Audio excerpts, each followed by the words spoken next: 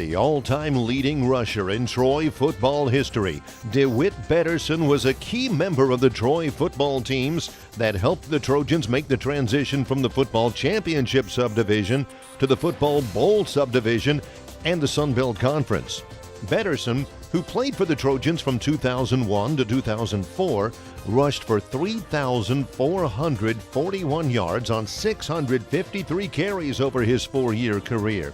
His career rushing total is 515 yards more than anyone else in school history. A native of Stark, Florida, Betterson earned first-team All-Sun Belt honors in Troy's first year in the league after rushing for 1,286 yards, which ranks as the third most in a season in school history. He stands as the only player in Troy history with multiple 1,000-yard rushing seasons after rushing for 1,161 yards his junior season. Additionally, Betterson was named co-MVP of the Silicon Valley Football Classic after he rushed for 150 yards in Troy's first ever bowl appearance. His 150 rushing yards still stands as the most in a bowl game in Troy history. Betterson is responsible for 3 of the top 15 single-game rushing totals in school history. He rushed for 230 yards and 2 scores against Utah State in 2003, which ranks as the third most rushing yards in a game in Troy history. He finished his career with 100 or more rushing yards in 14 games, with 7 coming in 2004, both school records.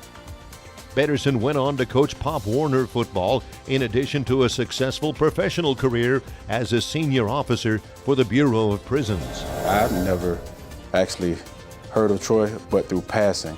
I had a volleyball coach at Bradford High School who graduated from Troy. Her name was Sherry LaRue, and she always wore the Troy apparel and everything to her practices. God works in mysterious ways, and on signing day, I decided not to sign because the schools that I had the options to go to, I just really didn't want to go to them. And Coach LaRue stepped in and she put me to the side and she was like, DeWhitt, what are you going to do? I said, I actually don't know. I don't like my options right now. So she was like, let me do something for you. So she made a phone call.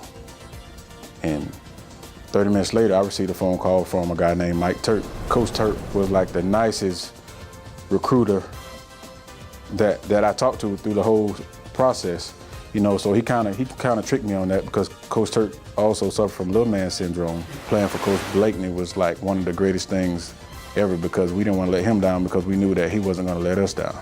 My greatest teacher at Troy was Miss Judy. Miss Judy was the mother away from home to me and majority of all of us on the team.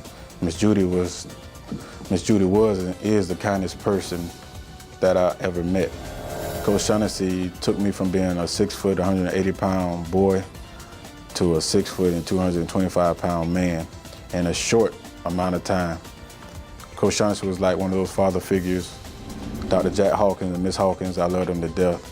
I actually think that Miss Hawkins, I'm her favorite player of all times.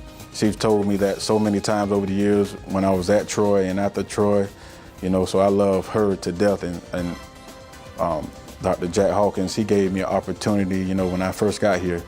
I really wasn't that into school. I thought I came here to play football, even though I was a student athlete, where the athlete part was coming first, you know, so he gave me an opportunity, you know, when it came to the grades. I had to sit down with him and Coach Blakeney, and they had a conversation with me, and they gave me an opportunity to, you know, to redeem myself after a disappointing first couple of semesters in school.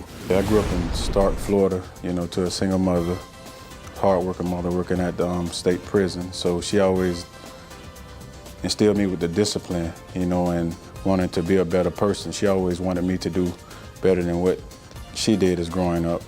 I felt like I owed her a lot because I didn't want to let her down, you know, and the best way for me not to let her down is to be successful, whether it be in football or being a hard-working citizen. My grandfather and my grandmother, they instilled in me the confidence that I had somebody that had my back when my mother wasn't around. So they always supported me. They did all the traveling up and down the road, going through Little League. During my entire tenure at Troy, my mom never missed one of my home games. But my wife never missed one either. She was right there. She was a driver. And they actually made games to LSU, to South Carolina, to Birmingham. You know, they came everywhere. During the Missouri game, on that specific play, I was running the ball off the right side, off the guard, and I was stumbling, so I pitched it. Not really. I was falling down, and I think I was running so hard that some kind of way I stumbled and the ball fell out. And so when I looked up, I really didn't know what was going on. I was on all fours, and I looked up and I saw Junior running, so I knew that Junior had the ball.